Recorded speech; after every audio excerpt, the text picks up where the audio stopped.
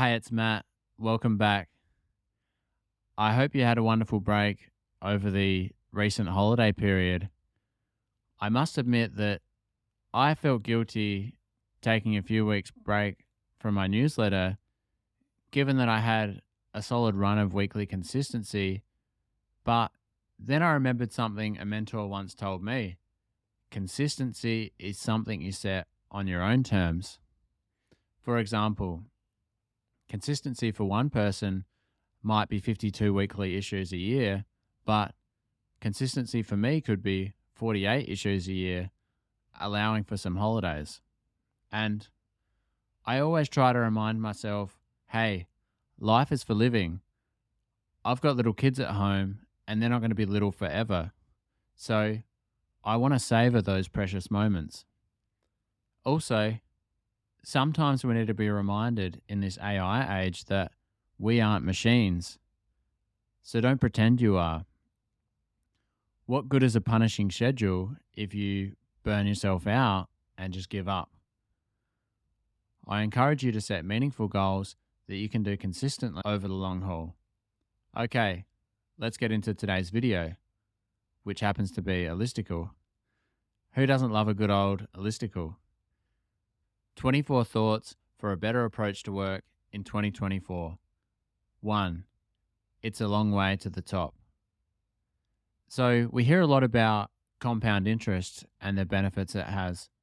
And there's a reason why people talk about this so much, and that's because it works. Now, this also happens to be a good metaphor for your personal growth and your professional success. But the lesson is you have to put the work in and you have to allow time for that compounding to start building up and then reap the rewards. So start now and stick at it over the long run. You'll reach higher and higher levels of mastery, and one day people will be wondering about you. Hey, how did you do it so fast? I'm constantly reminded that most success comes from simply being willing to show up consistently over a ridiculously long time. Number 2, how can you simplify in 2024? Do less, but go deeper. You can't do it all at once, but over the long run, you can achieve great things. Oprah Winfrey said, "You can have it all. You just can't have it all at once." Number 3, face up to the work you're avoiding. If you ignore the little monsters in your closet, guess what?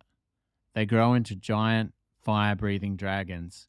Conquer your problems while they're still small. Number 4, there's at least one difficult conversation you're avoiding, and facing up to it would change your life. One of the things holding you back is your avoidance of courageous conversations. The conversation you don't want to have is between you and the success you desire. This reminds me of a famous quote from Tim Ferriss: "A person's success in life can usually be measured by the number of uncomfortable conversations he or she is willing to have." Number 5, change is hard, but not changing is costly. You will face curveballs that require you to change your approach. Burying your head in the sand is not a strategy. Take responsibility. Jocko Willink said, "Instead of letting the situation dictate our decisions, we must dictate the situation." Number 6, set daily think time. Most people are so busy that they forget to think. One of my biggest lessons in recent years was that my thinking time was essential, not a luxury. It's incredible what problems you can solve and creative ideas you can generate when you give yourself the space. I aim for 1 hour a day. Number 7, listen to the clues that life is sending you. They're there, trust me, and avoid them at your peril. Life has a way of catching up to us. You know how you can probably remember a time in your life where you felt you should be doing one thing, but you kind of silenced that inner voice and sort of pig-headedly stumbled on in a certain direction. But at some point, that all unraveled and came out undone in some way or another, and you recognize that, hey, I should have just acted in that new direction when I first saw the signs, but for whatever reason you couldn't face up to it then and you avoided it. So I invite you today to consider the signals that your life is sending you. This reminds me of a powerful quote from Parker J. Palmer, who speaks well on this topic of letting your life speak. Here goes. Before you tell your life what you intend to do with it, listen for what it intends to do with you. Before you tell your life what truths and values you have decided to live up to, let your life tell you what truths you embody and what values you represent. Number 8, walk more. Prioritize regular breaks. They are key to creativity, performance, and avoiding the dreaded burnout. Find what works for you. I've jokingly became famous for my walks on my little videos that I post, usually on Instagram or LinkedIn or YouTube Shorts, where I'm out walking and just riffing on ideas off the top of my head.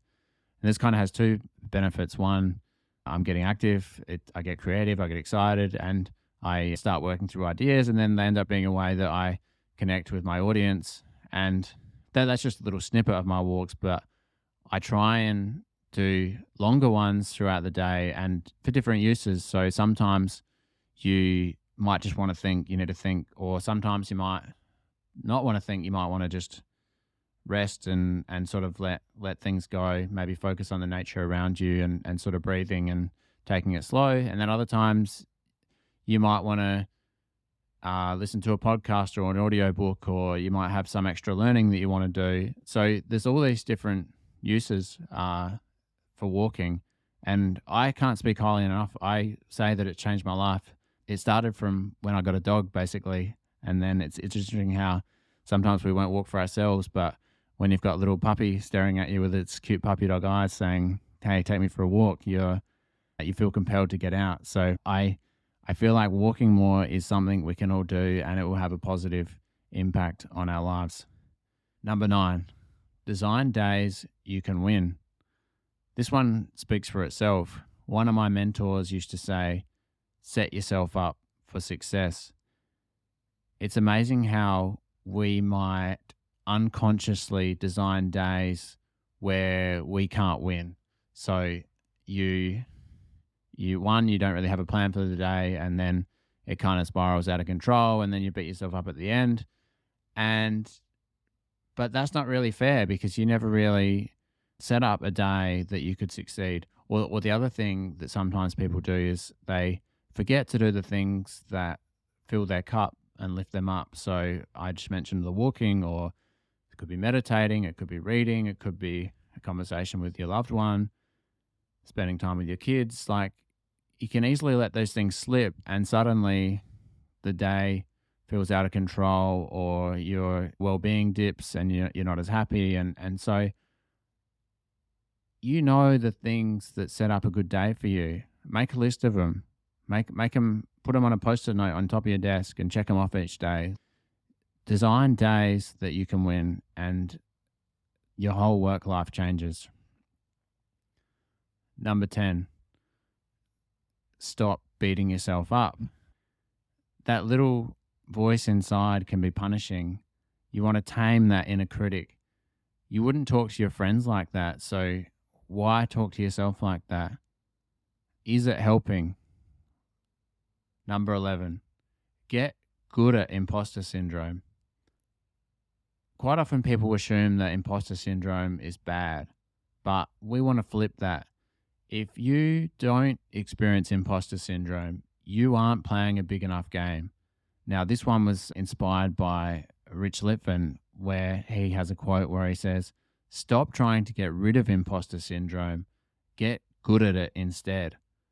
I think we can all take something from that as leaders, because quite often as we push into new roles or new challenges, we feel like a fraud sometimes, like we feel like we're not worthy. But the insight here is, when you start to feel that, that's a good thing. That means you're pushing yourself, you're challenging yourself, you're on the edge of that comfort zone, and that's where good things will happen.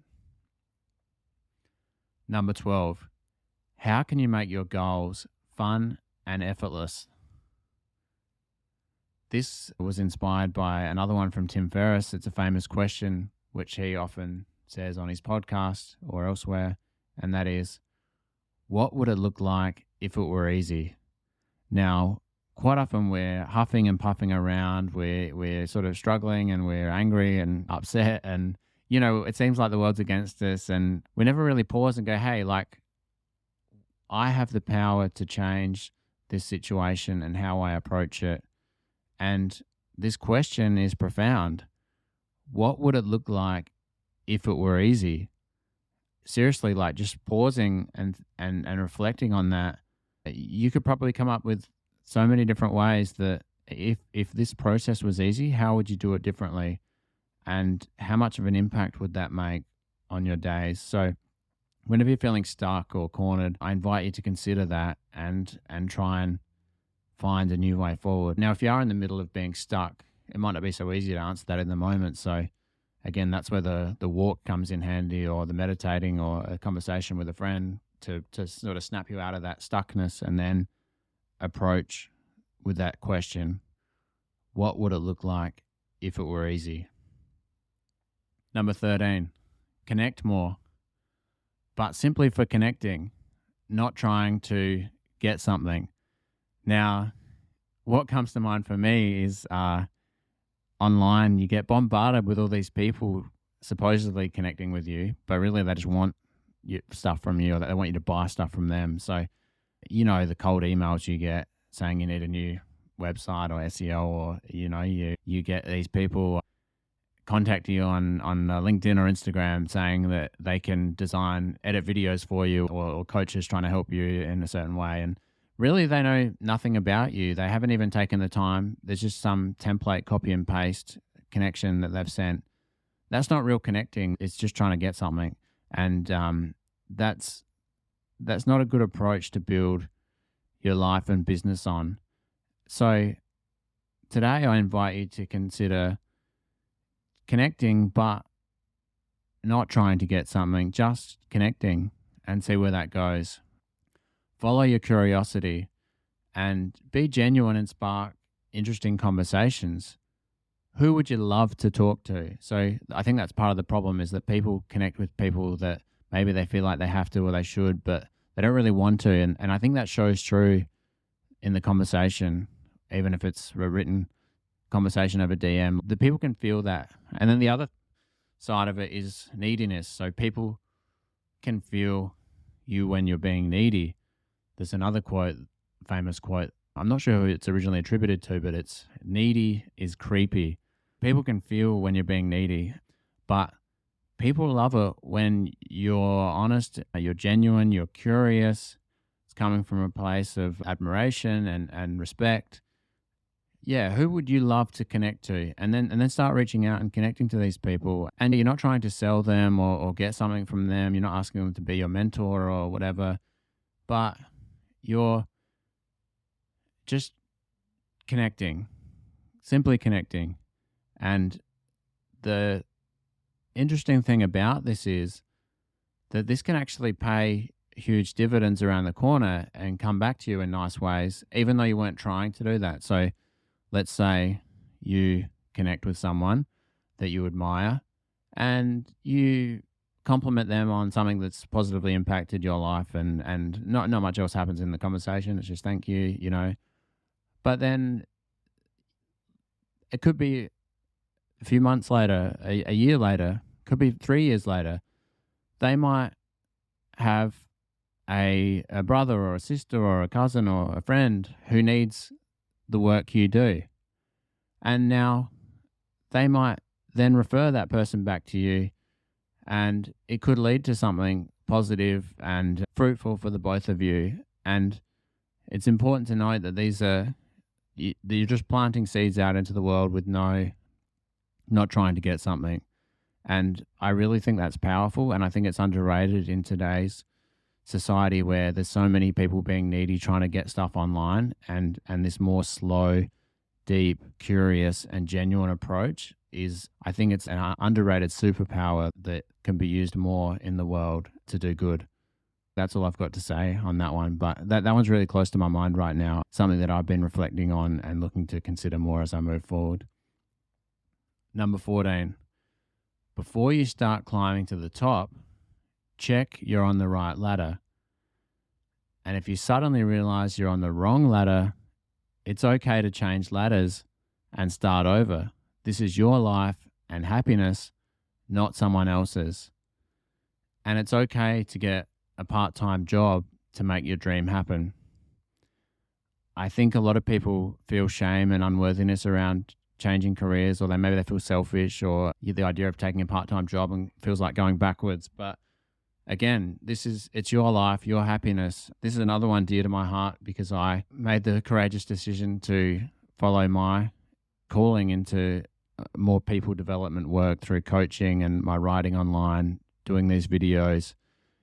Personal development was a real passion of mine, and I felt it was a way that I could serve in the world, and it was what I was meant to be doing. But I was trapped in this accounting career that I kind of fell into for all the wrong reasons, and I got good at it, and I was climbing a ladder, and that felt good. And as I approached my mid-30s, it was eating me up more and more, and I realized, hey, I'm put on this earth for something more, and I know I can have a bigger impact.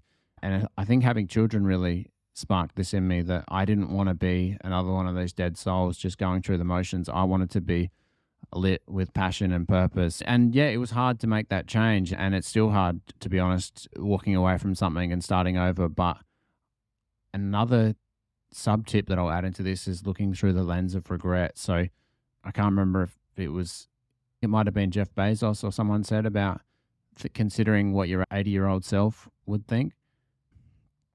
When you're 80, you're sitting back on your deathbed, or later than that. Don't want to jump the gun there. What would that 80-year-old self say to you? And quite often we know the answer, and that's, you don't want the regret. You want to live true to yourself and the life that you were meant to live. And in the context of a whole life, it seems silly to go on suffering through something you don't want to be doing when you do have the power to change it. But then the other side of the coin is, changing it is actually really hard. It's a struggle. It doesn't feel easy, especially going into, say, business is not easy. It's hard. It's basically, you feel like you're constantly hitting brick walls and running into drama, and it's a never ending journey of personal growth and struggle. But at the same time, the highs are really high, the lows are really low. So it's not easy. And I think that's perfectly summed up in this quote from Joseph Campbell. And that is, if the path before you is clear, you're probably on someone else's. I think that's something we can all take away is, what does your path look like now? Is it well laid out and perfectly paved and you're just going through the motions? Or are you cutting through the jungle and learning new skills and building things up, and you've got setbacks and you're pushing on forward, and does it feel meaningful? And I think you'll know the answer to that pretty quick, and you'll know what you need to do. Number 15, more information isn't the answer. So this is one that I've often fallen into as someone who really values learning and growth, and it's just a genuine love of learning. And so I know that I could spend all day reading, listening to podcasts, doing online courses, collecting more certificates. But at some point, you got to realize you got to take action. It's not about more information. And so my challenge for you today is that you already have enough knowledge to get started in whatever it is you want to do for this coming year, for your bigger goals in terms of your leadership at home, whatever it is you're facing. There is some inner wisdom that you already have, and you have a way of tackling problems and challenging your own energy, authenticity, and you've obviously learned stuff in the past through experience, and you've got through that. And It's easy to churn through more books, courses, podcasts, but at some point it all just becomes this muddy mess in your mind and it drowns out your own thoughts. And the invitation here is, why can't you just get started? And I think this is perfectly captured in this quote from Derek Sivers. If more information was the answer, then we'd all be billionaires with perfect abs. I have a bit of a chuckle when I read that because it is so true. Because I think about all the amount that I've invested in my own personal development, and you still face challenges. You've just got to keep showing up and taking action, and it's more than the information. Number 16, take regular long weekends away.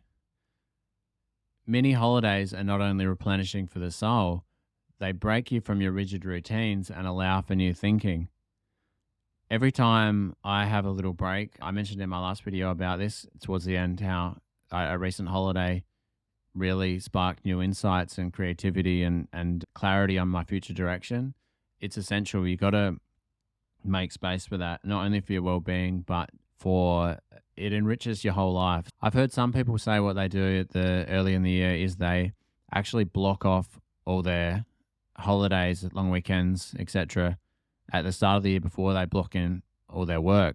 I haven't done this yet myself, but I found that idea interesting, and it might be something you want to consider is how can you put your me time, your holiday time first, and then build in your work after that? Something interesting to consider. Number 17, stack your unique talents, skills, strengths, and interests. This stacking is how you can unlock your superpower. This idea was popularized by the creator of the Dilbert cartoon, Scott Adams. So here's a quote from him.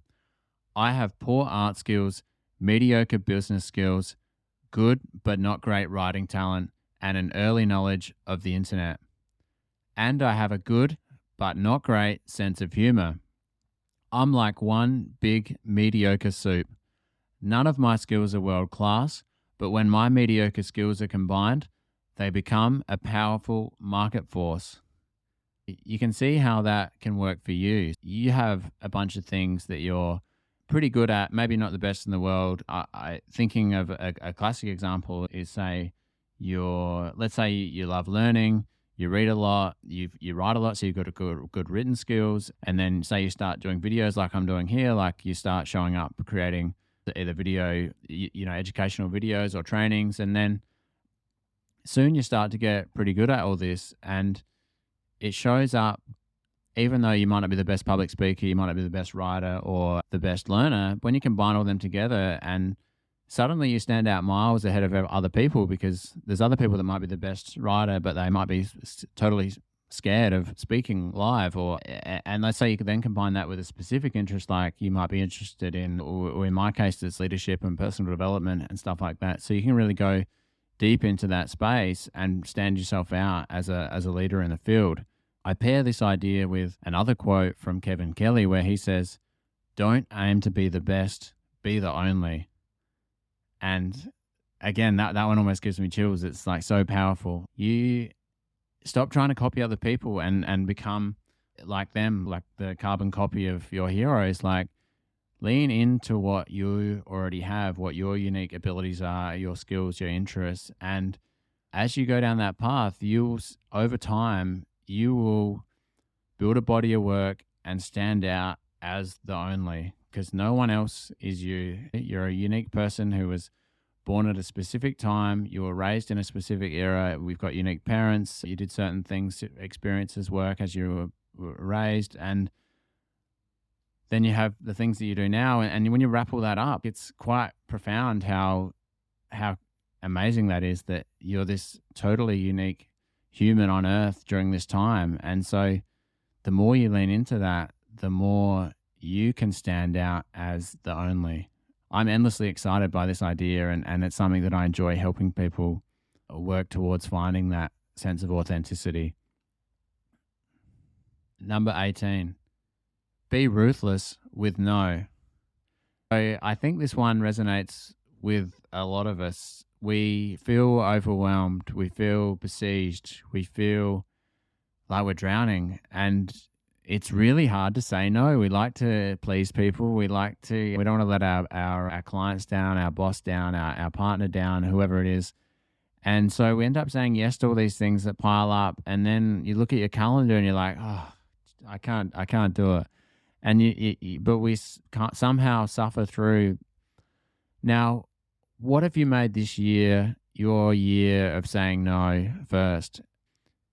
This idea was pushed to me by two people. The first one was one of my favorite mentors, David White, where he said, say no to everything that's not an overwhelming yes.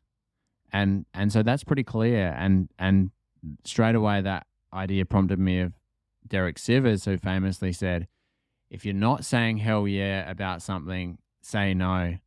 And it just doesn't get more clear than that, because you feel it in your body. If something's a hell yeah, you're like, you're electric, you're excited. But if something's a no, it's like, it's like no. And so listen to that in your body, and when you feel it, accept it. Like don't try and go against it, because I think it catches up to you. Because another powerful idea on this actually that just came to mind as I'm talking now was I can't even remember who said this, but there's a quote from someone where they said, when saying yes to a calendar invite, maybe it's months in advance, if you wouldn't say yes to it next Tuesday, don't say yes to it in 3 months' time. And that's a powerful filter for, hey, if I wouldn't say yes to this next week, then why am I saying yes to it in 3 months? And so when we start reclaiming our personal power around our time and saying no to things, protecting our calendar, that's where we create that space for what matters to us and the work that we want to be doing in the world. I encourage you to take charge and take ownership of that as much as you can. Say no. Number 19, accept your part in the mess. It's easy to blame, but leading with responsibility is much more powerful. And a quote from a teacher comes to mind in this example. So they said, the people with the problem are the problem, but they're also part of the solution.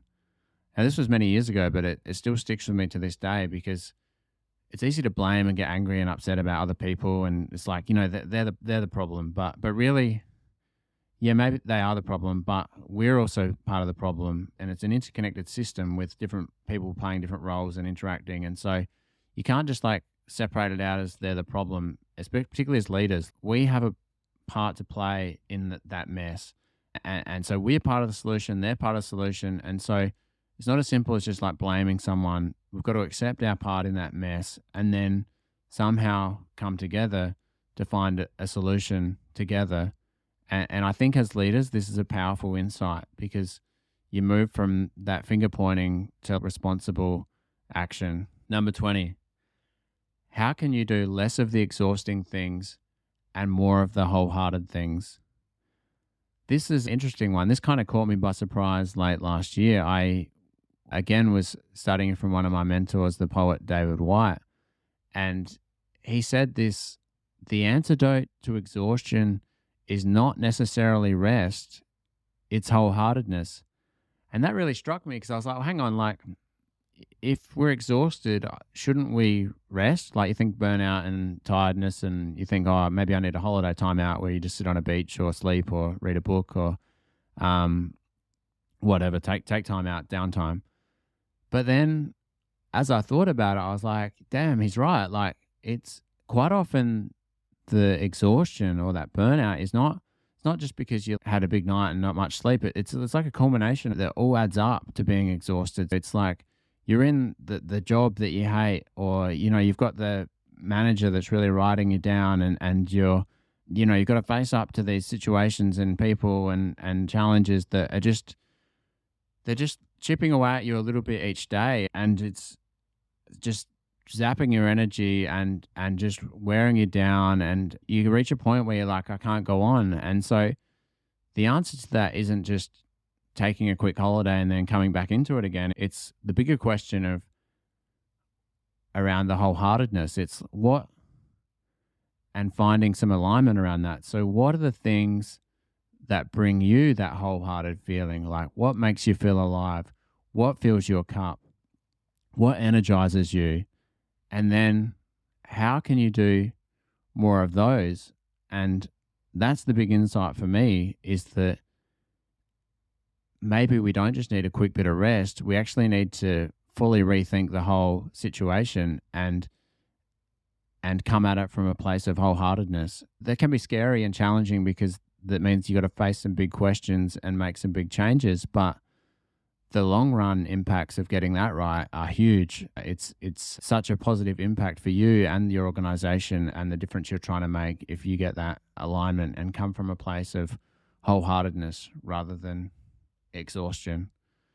So I invite you to consider that. Now that could be starting with a list of what makes me feel wholehearted, what fills me up, and then looking to implement that into your, whether it's crafting your job, your role, your work, your home, to how can it be more aligned with that.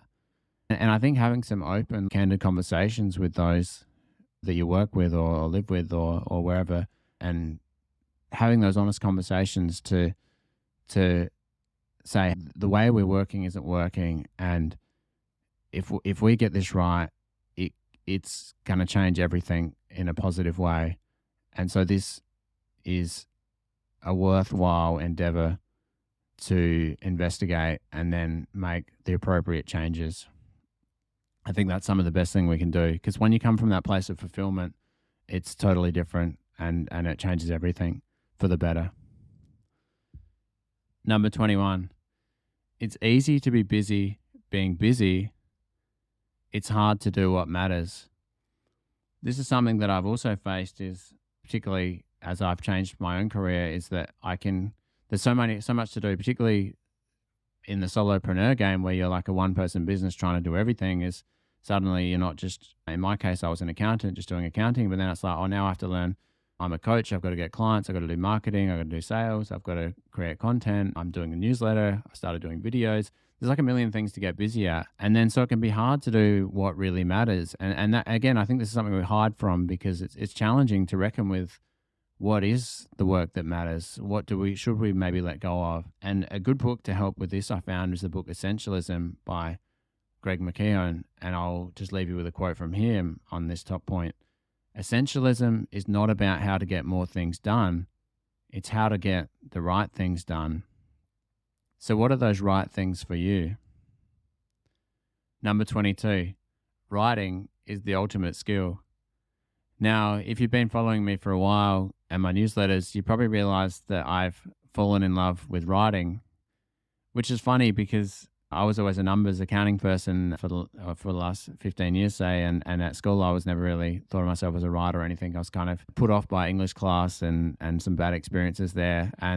But as I've gotten older, though, suddenly writing's one of the most enriching things in my life. And I'm so excited by the possibilities of writing, particularly in this age, and the opportunities it can unlock. But it creates so much value from clarity of thought, critical thinking, better communication, more creativity, increasing your learning, building your confidence. And I could go on and on with all the things. And particularly as I've experimented in this creator world, is that writing is the basis of everything, like the videos you see, the podcasts, the movies you watch, the courses, the thinking, like it all comes back to writing. Like good writing sets everything up. It's a foundation. That's led me to believe that writing is one of the best skills you can learn in this age right now. I feel like, and particularly with the AI stuff going on, is that it's easy, it'll become more and more easy to get sucked into using what the AI spits out. But I think part of you holding your own personal power is learning to write and think and doing this stuff for yourself. I think that is one of the best things we can double down on in 2024 and so I encourage you to make this year the year that you take writing seriously. Now that may wash straight over you. You might think, hey, I'm nowhere near a writer, but I encourage you to start small, and whether that's writing, just buying a book on writing, learning a bit more, or just, again, action is key. So the best way to learn is to start writing. So whether you do like a post on social media each day, or you just write in a journal, or when you write emails at work, you rather than just spitting them out, you actually take them a bit more seriously and put a bit more thought into how you craft it and be more persuasive and communicate better. And I just feel like there's so much to be gained from being on the path of mastery in writing. And writing's one of those skills that you never finish. Like there's no one who's reached the pinnacle of mastered writing and that's it. It's never ending. The possibilities and avenues you can go down. So if you're growth minded, I feel like it's one of the most exciting things you can look to learn and go down. Number 23, build in public. So instead of trying to create content, simply share more of what you're already doing. So what are you thinking about? What problems are you solving? What are you building? And what did you learn? And what are you excited about? If you just answer those questions each day, then you'll create stuff easily. That you won't be sitting away like trying to come up with ideas and think of stuff. It's like, hey, it's what you're already doing. And that natural energy and the freshness from these questions will make your content stand out and I guess catapult your career success, because it's not something you've just like cooked up in a lab. It's real. And honestly, that resonates with people, that raw energy. People feel it and it's exciting. Yeah, I've really come around to this idea that building in public is the way to do content easily and effortlessly and actually be really valuable to other people. Confidence comes after you take action. So stop wishing it was before. You know what you need to do. Quite often we get stuck overthinking, or you're procrastinating is a big one, right? Perfectionism, and we're kind of just stuck. We can't move forward. And we know what we need to do and we're not doing it. And so my challenge for you today is the confidence you seek will come after you start taking action. Step into whatever it is you need to do. Start small, build momentum, and before you know it, that confidence you're seeking will be there.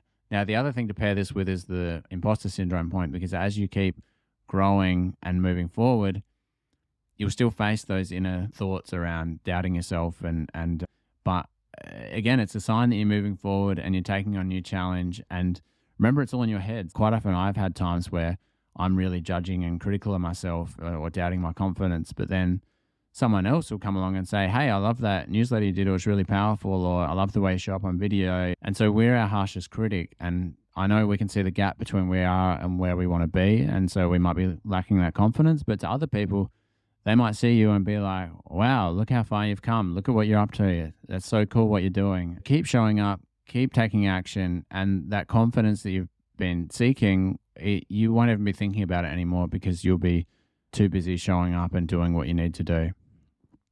That's it. I invite you to let me know in the comments which one of these resonated with you, or send me an email. I read and respond to all.